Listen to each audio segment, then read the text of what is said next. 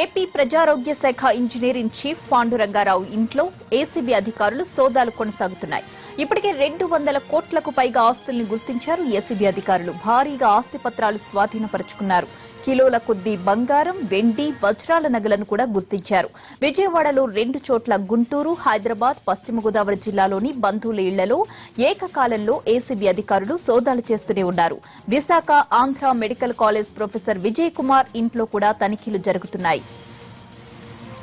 పాండురంగారావు, విజయ్ కుమార్ మధ్య వ్యాపార సంబంధాలున్నట్లు గుర్తించారు. విశాఖలోని హెల్త్ సిటీలో నిర్మాణంలో ఉన్న అశ్విని ఆసుపత్రి వీరిద్దరి భాగస్వామ్యంతోనే రూపుదిద్దుకుంటోందని ఏసీబీ గుర్తించింది. అవినీతి చరిత్రలో అదో విశ్వరూపం. ఏసీబీ చరిత్రలోనే ఇదో సంచలనం. కనీవిని ఎరగని విధంగా ఆంధ్రప్రదేశ్లో అతిపెద్ద అవినీతి తిమింగళం ఏసీబీ చేతికి చిక్కింది.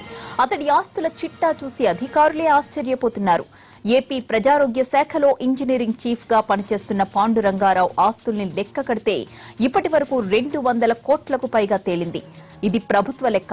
అలా కాకుండా మార్కెట్ రేట్ ప్రకారం చూస్తే 800 కోట్లకు పైమాటే అంటున్నారు అధికారులు. తెలుగు రాష్ట్రాల్లో మొత్తం 42 స్థలాలు ఆయనకున్నట్లుగా గుర్తించారు.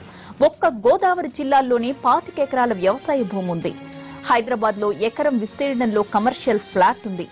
అలాగే హైదరాబాద్ తో పాటు విశాఖ, కృష్ణా జిల్లాలోని కొచ్చెర్ల ప్రాంతాల్లో విలాసవంతమైన ఇళ్లున్నాయి.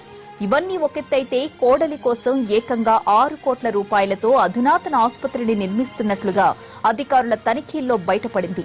ఉన్న ఆస్తుల్ని పూర్తిగా లెక్క కట్టాలంటే ఇంకా సమయం పడుతుందని చెబుతోంది ఏసీబీ. పాండురంగారావు ఇంట్లో 2 కిలోలకు పైగా బంగారు ఆభరణాలు స్వాధీనం చేసుకున్నారు. 10 కేజీల వెండి వస్తువులను కూడా గుర్తించారు. ఇవి కాక వజ్రాల ఆభరణాలు కూడా ఉన్నాయి. బంగారు నాణాలు, బిస్కెట్ల రూపంలో వీటిని గుర్తించారు.